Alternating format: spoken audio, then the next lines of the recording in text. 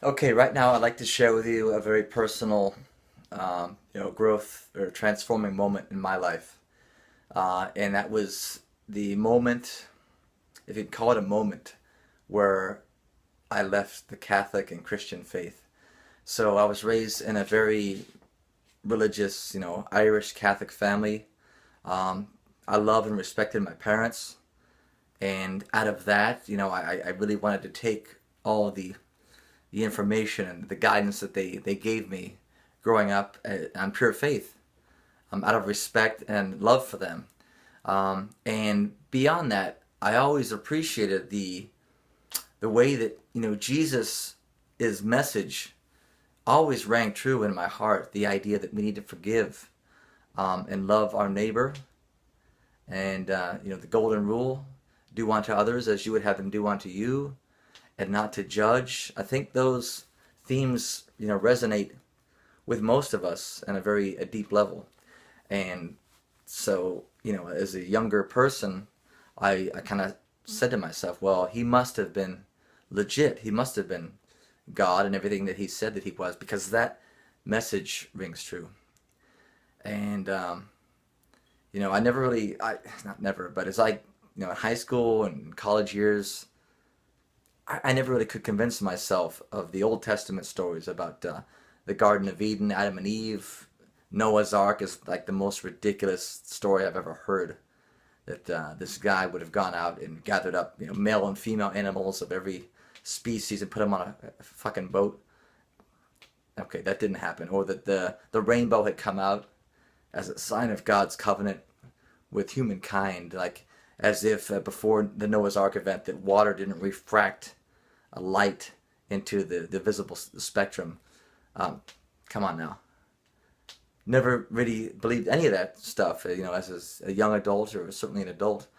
But I always thought that there's truth in Jesus' story, the virgin birth and the resurrection, because everything that Jesus said seemed to ring true, very deep levels of my being.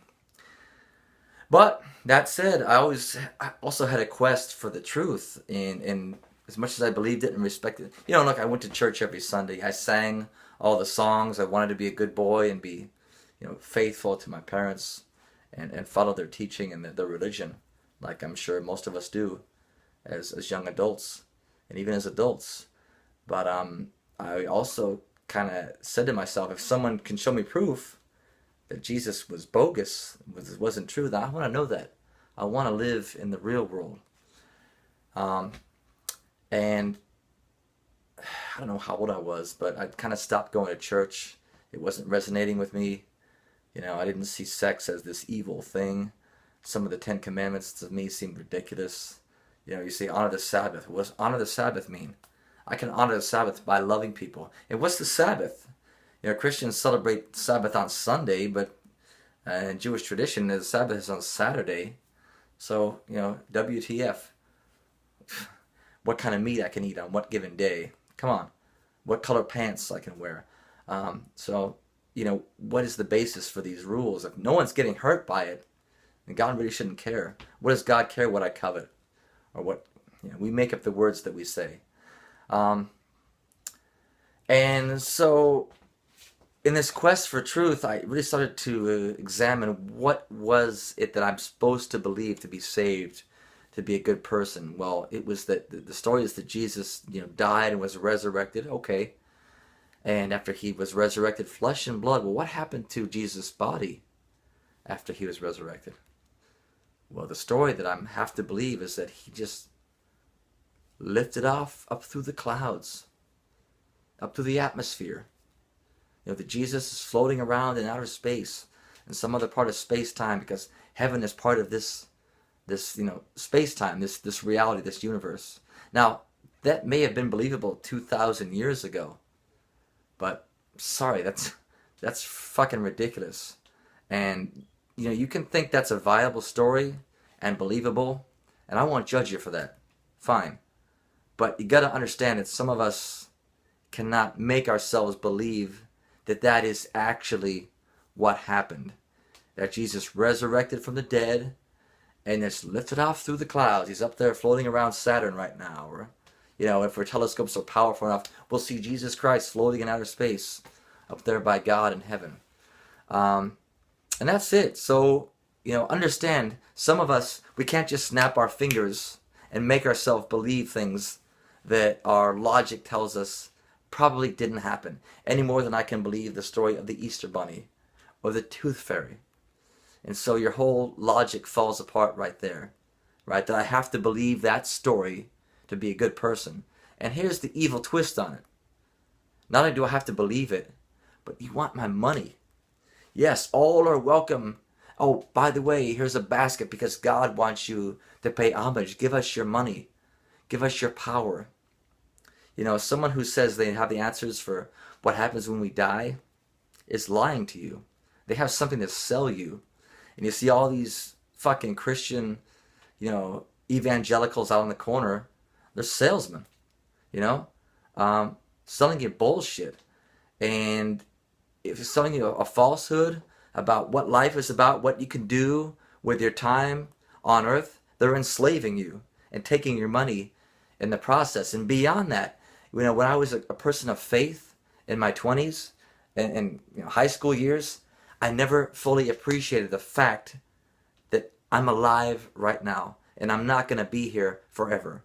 Like back then I had all the time in the world to get things right, to tell my parents and friends that I love them, or to be forgiven for doing wrong and fucking up. I can go to confession and be forgiven. And when I left, when I stopped believing the nonsense, it's like, God damn, I'm alive right now.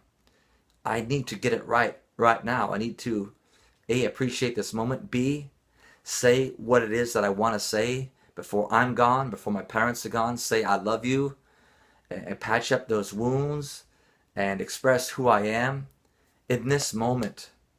And I woke up to a new level of existence and happiness and presence. And so when I challenge people in their faith, it's not out of, you know, trying to take away something good. I'm trying to take away the shackles. I want you to live free and with vibrancy and presence, and appreciate that, you know, you're alive right now. The reality is none of us knows, you know, how we got here, what we're doing here. But I believe in this. I believe in love. There's a reason for you to be here.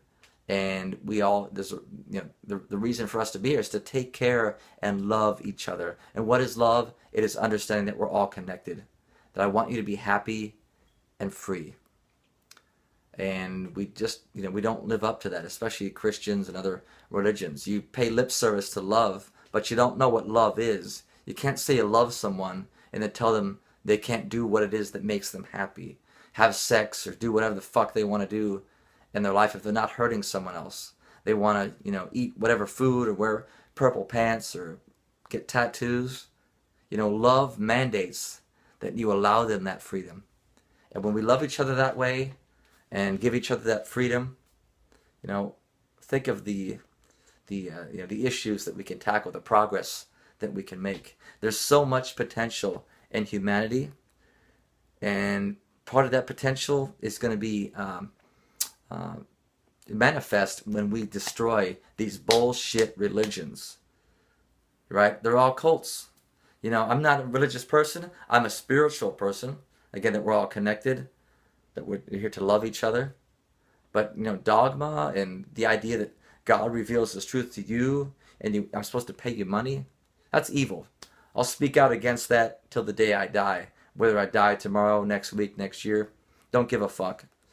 That's what love is. And in closing, I wish you all the best. Take care.